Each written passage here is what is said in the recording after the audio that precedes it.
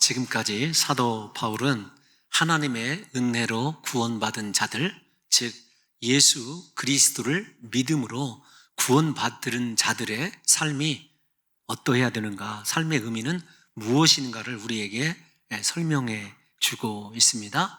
우리가 그리스도 예수를 믿음으로 구원받았다고 한다면 우리 모두에게 제일 처음으로 부과되는 사명이 있습니다. 그것은 한 몸 된 지체, 즉 교회다운 삶을 살라는 것입니다. 교회를 이루기 위하여 사도 바울이 7가지의 덕목을 권면했었어요. 그리고 나서 교회다운 그 삶이 관계 속에서 어떻게 더 발전해야 되느냐, 관계라는 말이 중요합니다. 그래서 맨 처음 교회 내, 즉 성도들과의 관계가 어떠해야 되느냐라고 말했을 때 가장 중요한 것은 사랑이다, 이렇게 말했습니다. 그래서 사랑에는 거짓이 없나니 악을 미워하고 선에 속하라, 이렇게 강조했죠. 교회 내에서 성도들과의 이렇게 하나 된 사랑하는 삶을 이야기하고 난 이후에 사도 바울은 두 번째로 조금 더 그 범위를 확대합니다. 확장된 범위 내에는 세상 혹은 사회, 이렇게 이야기할 수 있는데, 특별히 우리를 박해하고 핍박하는 자들에 대해서도 저주하지 말고 축복해야 된다. 심지어 원수까지 사랑해야 된다. 이렇게 사랑에 대해서 강조했어요. 그리고 이제 세 번째, 마지막, 우리가 속해 있는 국가, 이제 사회에서 조금 더 구체화되고 더 커진 국가와 우리의 관계는 어떠해야 되느냐. 신앙적인 것, 즉 말씀을 우리에게 불순종하는 일을 강요하지 않는 한, 즉 우리가 하나님을 예배하고 섬기는데 여러분 어떤 그 강제 조항이 아닌 한 국가의 통치에 대해서 우리가 복종해야 된다라고 그렇게 사도 바울이 이야기했어요. 그것이 예수 믿는 자들의 국가를 사랑하는 어떤 일종의 중요한 형태라고 이야기할 수 있습니다. 이 세 가지 것에 공통적으로 끝이 나는 것이 무엇이었냐면 사랑의 끝. 예를 들면 형제의 사랑에 대해서도 우리가 형제의 쓸 것을 공급하고, 그 다음에 손님 대접하기를 힘쓰라. 제가 그 부분을 사랑은 반드시 물질적 헌신까지도 요구됩니다, 이렇게 말씀드렸어요. 사회 속에서도 우리를 핍박하고 박해하는 원수들에 대해서도 그냥 무시하거나 모르는 채 할 것이 아니라 그들이 줄일 때 먹을 것을 주어야 되고, 또 그들이 목이 마를 때 마시게 해야 됩니다. 먹을 것과 마실 물을 주는 그 또한 물질적 희생이 따른다, 이렇게 말씀을 드렸어요. 세 번째, 국가와의 우리의 관계에 있어서도 사도 바울이 2개의 세금에 관한 단어를 사용하죠. 조세와 관세가 바로 그것입니다. 바로 지난 시간에 살펴봤던 거예요. 그래서 국가 속에서 살아가는 크리스찬들도 물론 하나님을 섬기는 범위 내에서 국가에 여러분 복종을 하게 되지만, 중요한 것은 그 복종의 어떤 형태도 당연히 세금이라고 하는 물질적 희생이 동반되게 되었을 때 하나님께서 우리에게 요구하시는 이 사랑이라고 하는 것이 관계 속에서도 그렇게 완성되어 감을 우리가 살펴보았습니다. 그럼에도 불구하고 이렇게 사랑 이야기했던 사도 바울이 오늘 본문을 보게 되면 또다시 사랑에 대해서 이야기해요. 그래서 사랑의 이 핵심이 사랑은 율법의 완성이다, 이렇게 율법을 다시 우리에게 거론하는 것을 보게 되면 유대주의적 관점에서 신앙생활하고 있는 그 크리스찬들에게 율법과 사랑의 관계를 마지막으로 다시 정리를 해주는 것 같습니다. 그 사랑을 통해서 하나님께서 율법을 통해 나타내신 하나님의 모든 뜻을 이루기를 소망하는 그 소망도 담겨져 있다고 생각이 들어져요. 그런데 제가 여러분 이렇게 사랑은 율법의 완성이라고 선언하게 되는 사도 이 바울의 이 사랑이 왜 또다시 여기에서 이렇게 사랑이 정리되어야 되는가라고 하는 것을 고민을 조금 하게 되었어요. 이 정도면 충분하지 않은가 이렇게 생각했는데, 또다시 사랑만을 사도 바울이 강조하는 이유가 어디에 있느냐는 거죠. 물론 사랑의 중요성 때문에 그렇습니다. 그런데 이 본문을 로마서 12장에서부터 쭉 읽어가다 보면은 제가 12장 처음에 여러분들에게 설교했을 때 지금의 사도 바울의 설교의 이 패턴, 구조와 내용이 예수님의 산상수훈과 동일하다 이렇게 여러분들에게 말씀드린 적이 있습니다. 우리가 14장, 지금 13장 하고 있지만 14장 맨 위쪽에 성경책 한번 눈여겨보세요. 14장 맨 위를 보시면 뭐라고 쓰여 있냐면 형제를 비판하지 말라. 예수님의 산상수훈에서도 예수님께서 율법을 새롭게 재정의하시고 원수 사랑에 대해서 이야기하시고 형제의 비판을 금지하는 내용으로 주님께서 그렇게 산상수훈에서도 말씀하신 것을 보게 되면 사도 바울의 이 로마서 12장 13장은 산상수훈과 그렇게 동일한 구조와 내용으로 이루어져 있다는 것을 좀 생각하셨으면 좋겠습니다. 이렇게 산상수훈의 구조에서 생각을 해보니까 여러분 지금부터는 조금 더 어렵습니다. 한 5분 정도만 더 어렵게 말씀을 드리려고 생각을 해요. 왜 사랑을 또 이렇게 강조했을까? 그리고 사랑 다음에 다음 주에 살펴보게 될 그리스도를 옷 입어라, 육신의 일을 다시는 도모하지 말아라, 거룩에 대해서 이야기하는 걸까? 그래서 제가 생각을 해봤어요. 8절에서 10절 오늘 본문이 사랑에 대해서 이야기하고 다음 시간에 살펴볼 11절에서 14절이 거룩에 대해서 이야기한다. 그런데 이 사랑과 거룩이 중복되는 것 같기도 하고 또 거룩이라고 하는 개념은 전혀 새로운 개념처럼 그렇게 다가오더라고요. 그래서 이것을 12장부터 시작된 크리스찬의 윤리적, 실천적 삶에서 도대체 어떻게 이해를 해야 되는가라고 하는 것을 고민하다가 제가 내린 저만의 결론입니다. 어떤 것이냐면 이 사랑과 거룩이라고 하는 것이 12장 1절과 2절의 교차 구조로 12장 1절에서 2절까지의 말씀을 다시 한번 해설해주는 그런 말씀이다라고 하는 확신을 갖게 되었어요. 저만의 확신입니다. 여러분 어떤 것이냐면 우리가 12장 1절을 한번 띄워놔 주시면 그런 거예요. 그러므로 형제들아 내가 하나님의 모든 자비하심으로 너희를 권하노니 너희 몸을 하나님이 기뻐하시는 거룩한 산 제물로 드리라. 이는 너희가 드릴 영적 예배니라. 영적 예배가 어떤 거냐? 거룩한 산 제물이 되는 것이 어떤 것이냐? 여러분 그리스도를 옷 입고 다시는 육신의 일을 도모하지 아니하는 다음 시간에 살펴볼 거룩에 대한 주제라는 것을 여러분들이 의미상으로 조금 이해를 해 주셨으면 좋겠습니다. 그리고 이어지는 2절이 어떤 거냐면 너희는 이 세대를 본받지 말고 오직 마음을 새롭게 함으로 변화를 받아 하나님의 선하시고 기뻐하시고 온전하신 뜻이 무엇인지를 분별하도록 하라. 저 말씀이 얼마나 막연하고 어려운 말씀인지 몰라요? 그런데 세대를 본받지 말고 마음을 새롭게 변화를 받아 라고 하는 변화를 받은 목적이 무엇이냐, 무엇을 위하여 변화를 받아야 되느냐라고 하는 것을 생각해 보니까 진정한 사랑 때문에 그렇더라고요. 이 의미상으로 보면 그래서 12장 1절 2절에 있는 말씀의 해설이 사랑과 거룩이 그렇게 교차적으로 응답하고 있다는 것을 우리 사랑하는 성도 여러분들과 제가 한번 생각해 주셨으면 좋겠습니다. 물론 신학적으로 100% 지지하는 건 아니지만 의미적으로 제가 왜 사도 바울이 다시 이곳에서 사랑에 대해서 이야기해야 되나, 그리고 전혀 새로운 개념처럼 보여지는 거룩이 등장하는지를 좀 생각해 본 거예요. 제가 조금 더 여러분들과 이 말씀을 좀 생각해 보면서 2절 말씀, 로마서 12장 2절 말씀을 좀 띄워놔 주십시오. 우리가 이 세대를 본받지 않는다는 것이 무엇이냐, 로마서에서 이 세대의 특징을 뭐라고 얘기한 줄 아십니까? 우리 로마서 1장 공부했을 때 로마서 1장 여러분 29절에서 31절 다 같이 한번 읽어보도록 하겠습니다. 시작. 곧 모든 불의, 추악, 탐욕, 악의가 가득한 자요, 시기, 살인, 분쟁, 사기, 악독이 가득한 자요, 수근수근하는 자요, 비방하는 자요, 하나님께서 미워하시는 자요, 능욕하는 자요, 교만한 자요, 자랑하는 자요, 악을 도모하는 자요, 부모를 거역하는 자요, 우매한 자요, 배약하는 자요, 무정한 자요, 무자비한 자라. 아멘.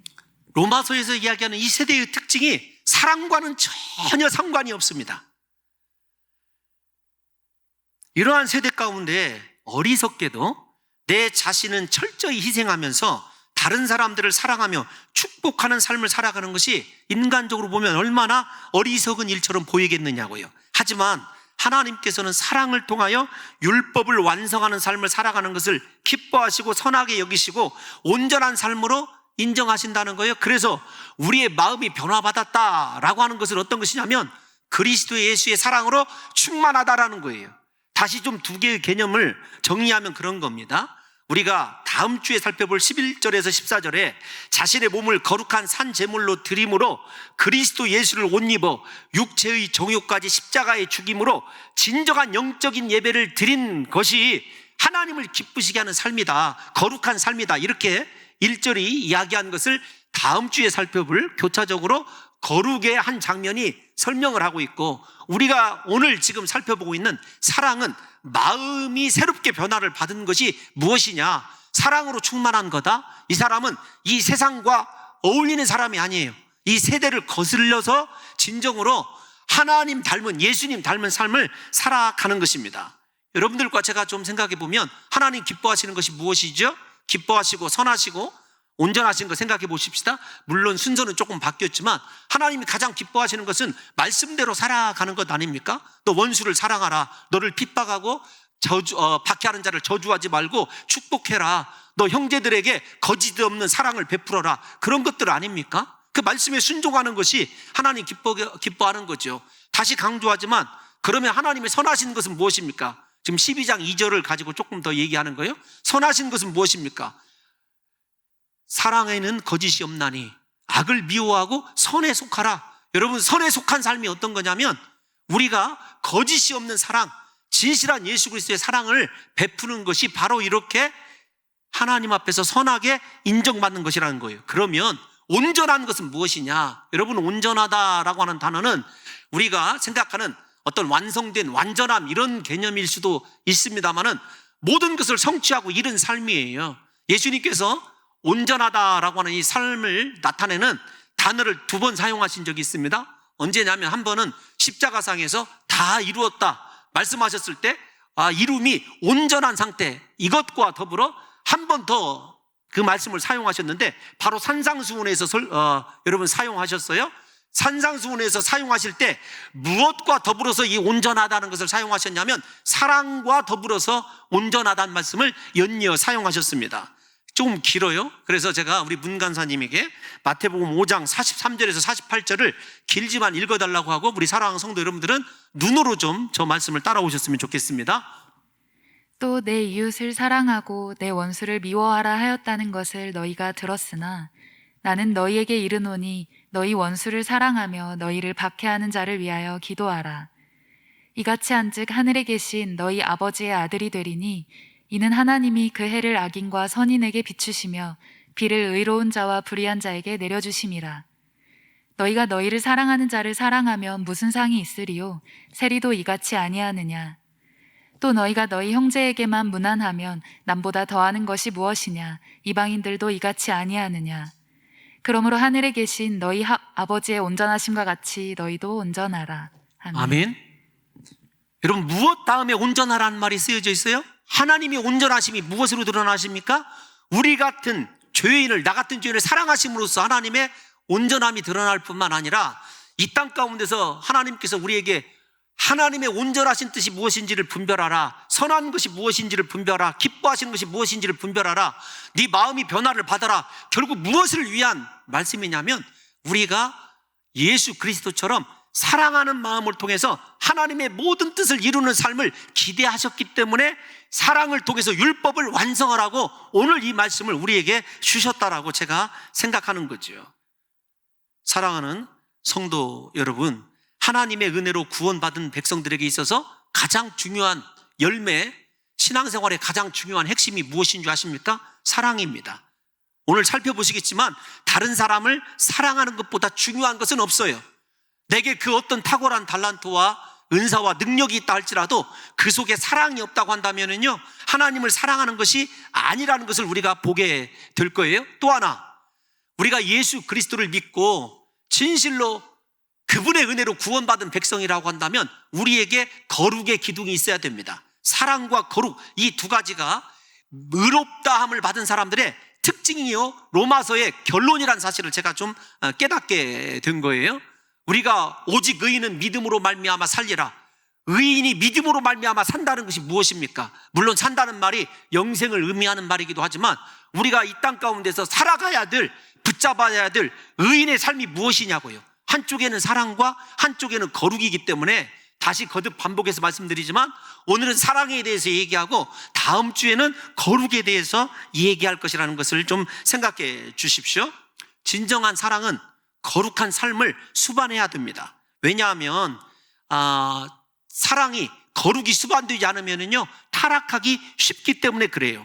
또 반대로 진정한 거룩은 반드시 사랑의 실천으로 이어져야 됩니다. 왜냐하면 만약에 거룩만 있고 사랑이 없으면 율법주의화되고 형식화된 종교로 여러분 빠져들 수밖에 없기 때문에 그렇습니다. 그러므로 우리가 예수님을 믿고 변화된 사람이라면 거룩과 사랑의 두 기둥으로 세상 앞에 서야 되는 거죠. 거룩과 사랑으로 교회는 물론 사회 그리고 국가 앞에 서게 될 때에 세상은 우리를 통하여 하나님의 나라를 보게 될 것이기 때문에 그렇습니다. 오늘 이러한 관점에서 본문으로 이제 더 들어가 보면 8절에 이렇게 시작을 하죠. 피차 사랑의 빛 외에는 아무에게든지 아무 빛도 지지 말라. 우선 여기만 좀 살펴보려고 그래요. 사도 바울이 빚이라고 하는 개념을 사랑의 의무감에다가 대입시키는 것을 생각해 보십시오. 이 빚이라고 하는 단어는 오페일레테라고 하는 단어인데 반드시 해결해야 되는, 반드시 갚아야 되는 빚을 이야기할 때 저 단어를 사용을 해요.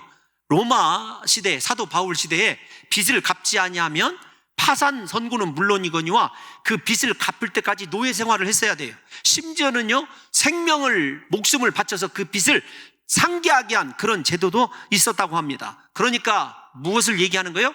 빚이라고 하는 이 단어를 통해서 사랑은 해도 되고 안 해도 되는 것이 아니라 너희가 반드시 갚아야 될 하나님으로부터 받은 빚이다, 이렇게 생각하시면 좀 쉬울 듯 싶습니다.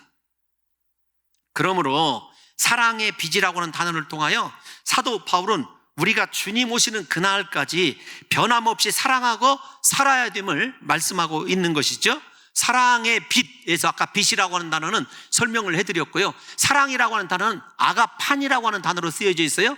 어떤 의미냐면 현재 부정사를 통해서 우리가 서로 사랑하는 것이 영원까지 계속되고 멈추지 말아야 됨을 강조하고 있다는 것입니다. 사랑은 해도 되고 안 해도 되는 것이 아닙니다. 무조건적으로 사랑을 실천해야 하는 것이 우리들에게 정해진 길이에요. 이 세상을 바꿀 수 있는 것은 사랑밖에 없기 때문이라는 사실을 알게 되었습니다. 왜 이렇게 사랑의 의무성, 사랑의 절대적 책임성을 사도 바울이 강조하는가 생각을 해봤더니 개인을 변화시키는 것, 교회를 변화시키는 것, 사회를 변화시키는 것, 이 국가를 변화시키는 것 사랑밖에 없더라고요. 우리가 잘 아는 대로 초대교회 성도들이요 국가의 권위, 그 무시무시한 로마 황제들의 박해와 통치 속에서도 통치자들을 저주하지 아니하고 순수하게 신앙의 절개를 지키면서 순교당하는 그 모습이 반복된 결과 결국 로마가 어떻게 되죠? 복음화됩니다. 로마를 바꾸는 것 사랑밖에 없어요. 오늘날 이 혼란한 대한민국의 이 사유를 바꿀 수 있는 것 우리의 사랑밖에 없다는 사실을 아셔야 됩니다. 제가 조금 건너뛴 부분이 하나 있어요. 어떤 것이냐면 사랑의 정의를 여러분들에게 요한복음을 강의할 때 제가 한번 해드린 적이 있거든요. 사랑이라고 하는 단어, 원래 이 아가판이라고 하는 아가페, 아가파우로도 쓰입니다만은 이 우리가 잘 아는 아가페라고 하는 단어는 예수님 이전까지는 존재하지 않았던 단어예요. 그 전까지는 여러분 혹시 단어가 존재했을지는 모르지만은 그 사랑, 예수님의 사랑을 이 세상에 있는 언어로 표현해서 담아낼 수가 없었어요.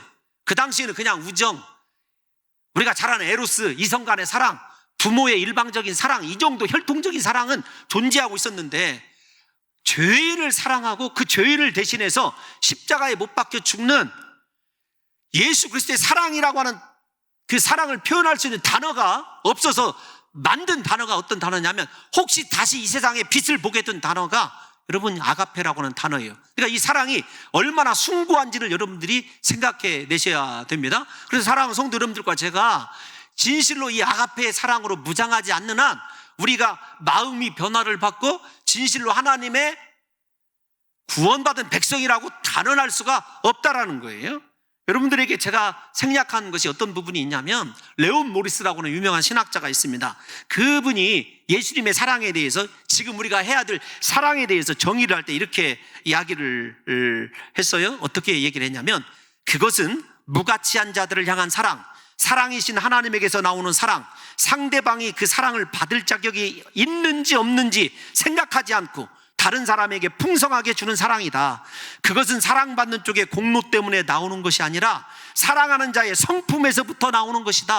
그러니까 사랑이 성품화되지 않으면 우리는 인간적으로 이 사람이 사랑을 받을 만한 자격이 있는지 없는지 계산은 하게 되어 있는 것 아니겠습니까? 예수님은 그러지 않으셨어요. 우리가 죄인되었을 때 사랑을 시작하셨습니다. 그래서 레온 모리스의 이 말을 제가 참 가슴 깊이 새기게 된 이유가 어떤 것이냐면, 예수 믿는 사람은 성령을 통해서 사랑이 성품화되어야 되겠다라는 생각을 하게 된 거예요. 왜 그러냐면, 하나님도 하나님의 성품의 가장 중요한 특징이 사랑 아닙니까? 사랑은 하나님의 성품에서 나오는 거예요. 우리에게도 동일한 요구를 하고 계신 것입니다. 우리가 다시 말씀을 드리지만, 내 판단과 기준에 의해서 이 사람은 사랑받아도 될 사람, 이 사람은 내 사랑과는 상관이 없는 사람, 이것보다 더 큰 죄는 없어요.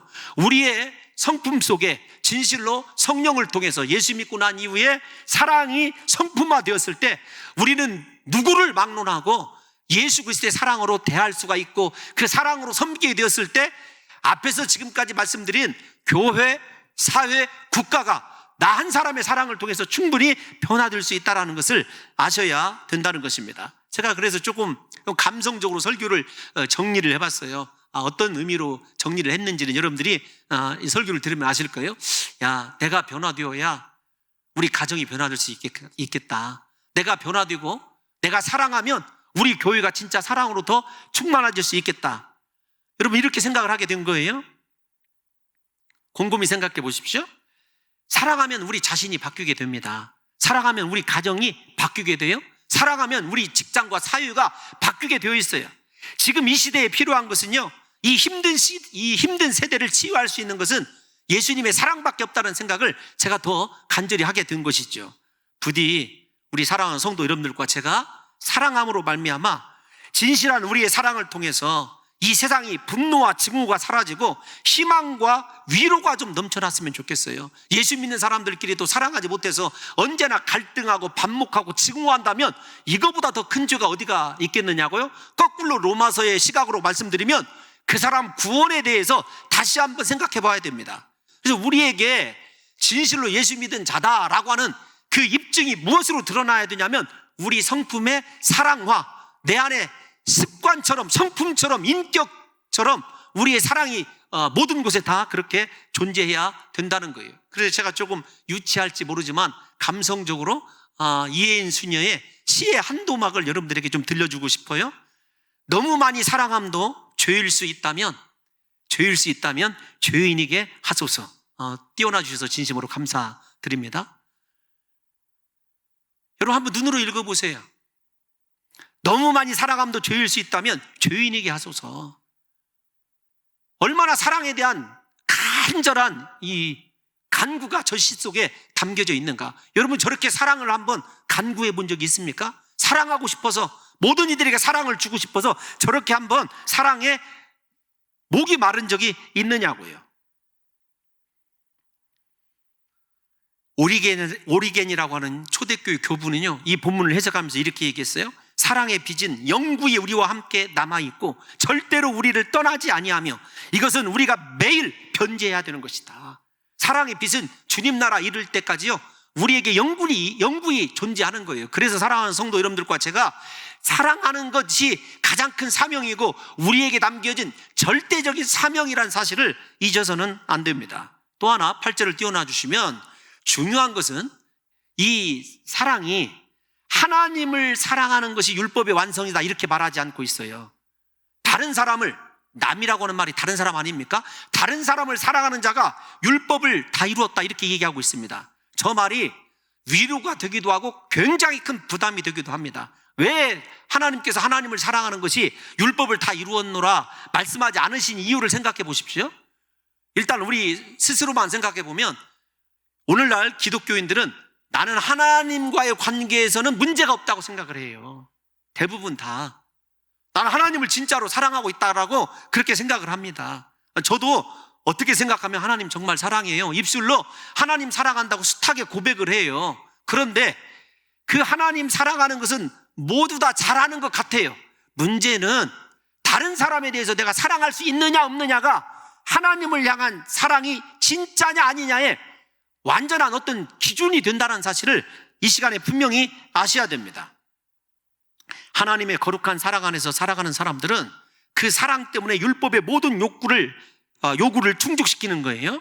사람을 사랑하는 사람은 율법을 지키지 못하면 받게 되는 형벌이나 저주에 매이는 것도 아니고 율법을 지키는 자에게 주는 축복이나 보상에 매이는 것도 아닙니다. 무슨 말이냐면 사랑하지 않으면 벌 받을지 몰라? 사랑하면 더 큰 축복이 있을지 몰라? 그런 것과 상관이 없다라는 거예요.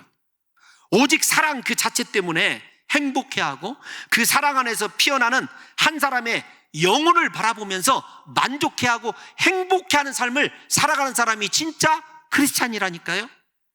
무엇보다도 그 사람 사랑 안에 계신 하나님의 임재 때문에 그가 행복해하는 거예요. 하나님이 언제 임재하시냐면 사람을 사랑하는 곳에 임재하는 거예요. 우리가 잘 아는 대로 마더 테레사 있지 않습니까? 오늘은 주로 수녀에 대해서 얘기해서 죄송하지만 마더 테레사가 인도의 그 나병환자촌에서 이야기했을 때 기자가 와서 물었어요. 당신이 이렇게 살아가는 것이 힘들지 않느냐. 그런데 이런 이야기를 했습니다. 내가 사랑하는 이곳에 하나님이 매일 임재하시기 때문에 그 하나님과의 행복한 시간을 내가 보내고 있노라고.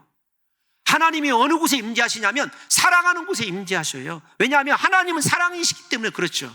그런데 사랑하는 성도 여러분들과 제가 사랑하지 못하면서 하나님의 임재를 바라고 있고 사랑하기보다 미워하면서 성령이 내 삶에 오셔서 내 삶을 장악하기를 바란다고 하는 것은요, 죄송하지만 엄청나고 심각한 모순이라는 것을 이해하셔야 됩니다.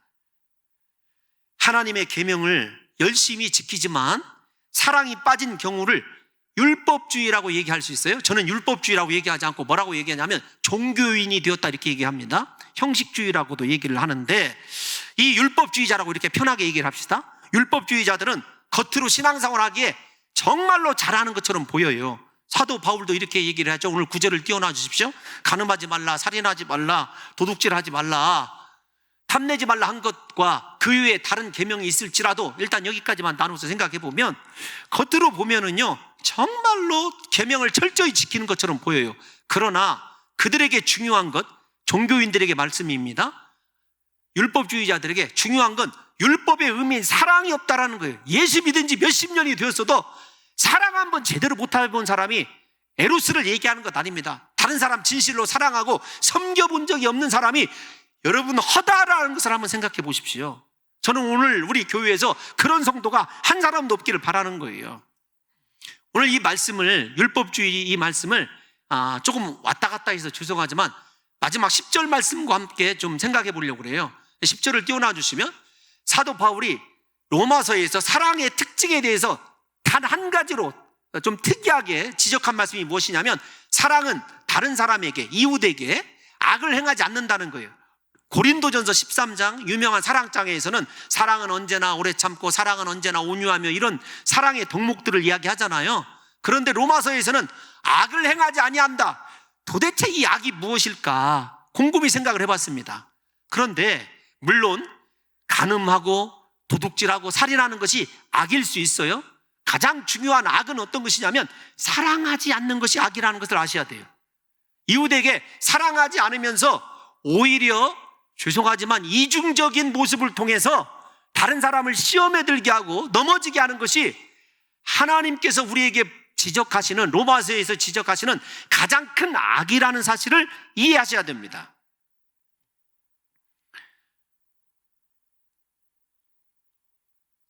조금 마음이 좀 먹먹해져요. 왜 그러냐면 사랑 없이 외식하고 이중적으로 배우처럼, 목회자인지 배우인지 모를 때가 저에게도 좀 가끔 있거든요. 많지 않아서 그나마 감사하다고 스스로를 위로하고 살아가는 교만함도 또 더불어 있습니다만은 이 본문을 준비하다가 제가 그 선한 목자교회 유기성 목사님의 글을 읽다 보니까 이런 내용이 들어 있었어요. 내용보다는 일단 다 이제 그 내용은 좀 거두절미하고 존 듀이라고 하는 학자가 있습니다. 존 듀이라고 하는 학자인데 이 사람이 얼마나 참 우리 기독교에게 해악을 시키고 미국의 신앙적, 성경적 학교 운영에서부터 무신론적인 학교 운영으로 바뀌게 하는데 절대적인 영향을 끼친 사람이 저 사람이에요. 심지어는요, 진화론의 선두주자였어요. 미국에서. 저 사람이 미국 정부는 훈장을 주지 않았는데 소련에서 사회주의 운동에 공여했다고 공로상을 저 사람에게 준 사람이에요. 그러니까 얼마나 기독교나 미국의 청교도 신앙에 큰 해악을 끼친 사람인지를 아셔야 돼요. 이 사람이 인본주의 인본주의 학교를 창설을 하고 초대 회장을 지냈던 사람이고 미국의 유수한 학교에 교수를 영입했던 사람입니다. 그 사람이 저 말을 했어요. 어디에나 하나님은 존재하지 않으며 영혼도 존재하지 않는다. 그런데 제가 왜 저 사람을 띄워놓고 설교를 하냐면 저 사람의 부모님이요, 얼마나 인간적으로 보기에 교회 내에서 탁월한 신자였는지 몰라요.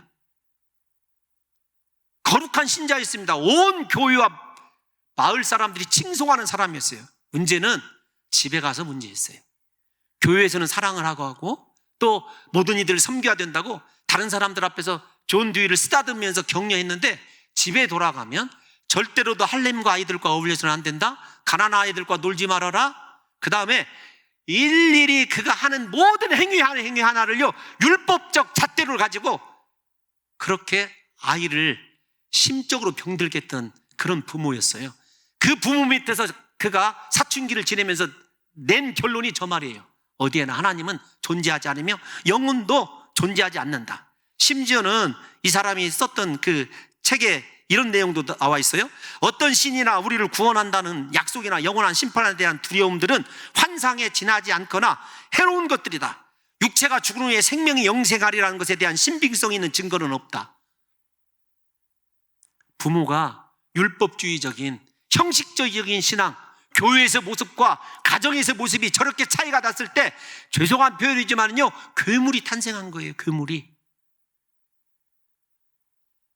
저는 우리 사랑하는 성도 여러분들과 제가 지금 다른 사람은 여러분 그만두고요, 우리 가족에게 내가 예수 믿는다고 하는 것 때문에 오히려 부활의 길을 막고 있고 오히려 더 오늘 존 듀이 같은 아픔을 가진 사람을 양상해내고 있지는 않은지를 생각해야 돼요. 그래서 진실한 사랑으로 내가 변화되어지고 우리에게 사랑과 거룩이 있게 되었을 때 그곳에서 하나님의 역사가, 하나님의 임재가 있다는 사실을 잊어서는 안 됩니다. 그러므로 성경은 우리에게 하나님 사랑하는 방법을 이렇게 역설적으로 설명하고 있어요. 요한일서 4장 20절에서 21절 말씀 한번 다 같이 읽어보겠습니다. 시작.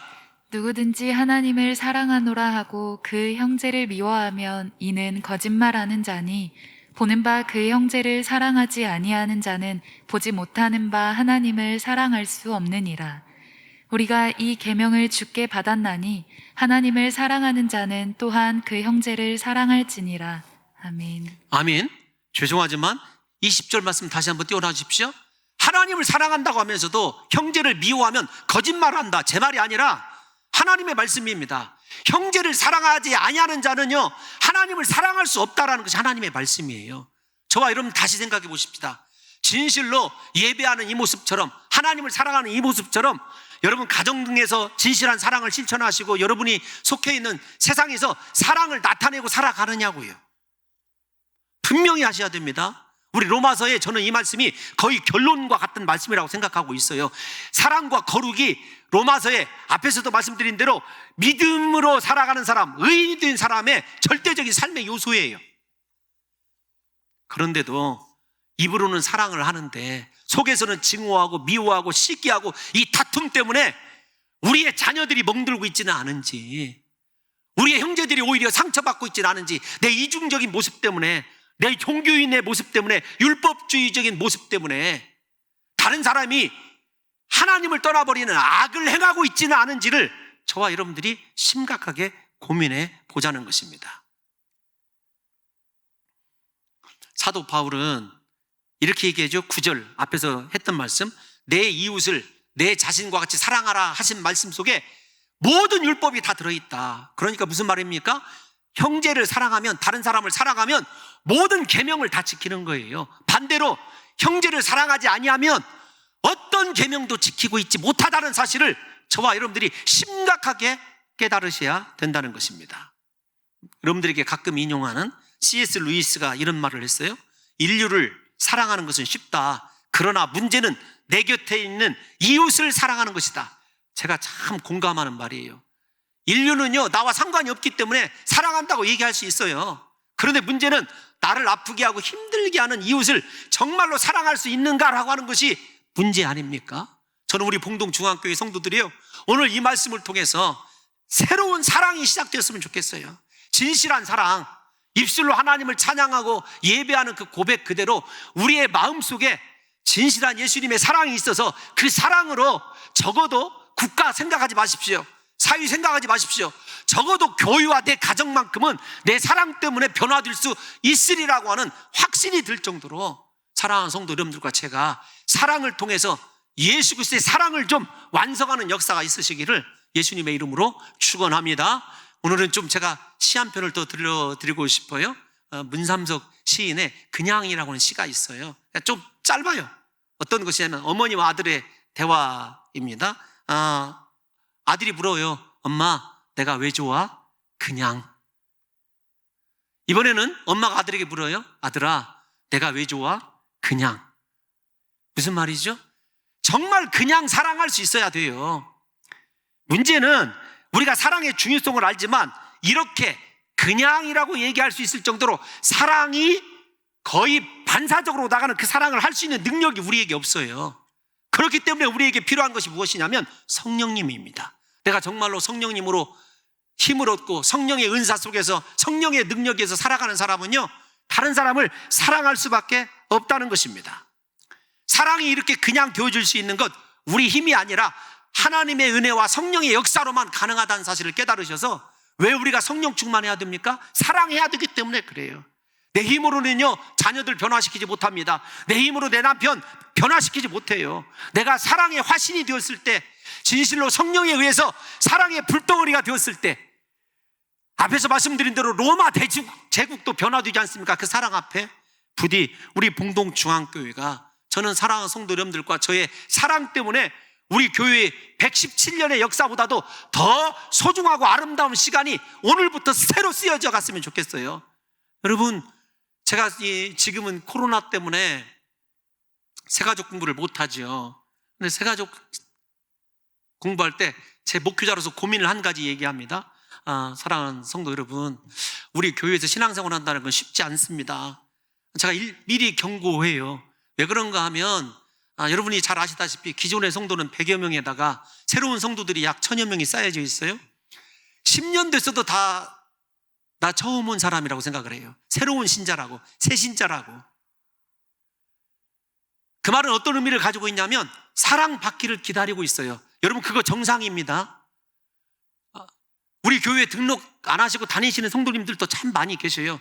우리 교회 내에서 처음 봤어도 좀 서로 인사도 하고, 또는 좀 가까워져서 몇 번 인사했다고 한다면 내가 오늘부터 기도해 드릴게요. 우리 함께 정말로 사랑하면서 신앙생활 열심히 합시다. 사랑을 좀 표현하고 사랑을 먼저 좀 베풀고 사랑으로 우리 교회를 좀 새롭게 하는 그런 공동체가 되었으면 좋겠어요. 제가 좀 그런 면에서는 기도할 때마다 목사인 제가 사랑이 부족해서 이런 일이 있을 것 같다라는 생각을 할 때가 많이 있거든요. 부디 옆에 있는 사랑하는 성도 여러분, 마스크 쓰고 있지만 한 번씩 이렇게 바라봐 주십시오. 그리고 우리 모두가 더 미리 조금 인사도 하고 먼저 손 내밀고 사랑을 좀 실천함으로 말미암아 작은 이 사랑의 실천을 통해서 우리 스스로가 더 변화되고 우리 공동체가 더 아름다워지는 역사가 일어나도록 부디 사랑을 통해서 하나님의 모든 계명을 완성시킬 수 있는 복된 성도들이 되시기를 예수님의 이름으로 축원합니다.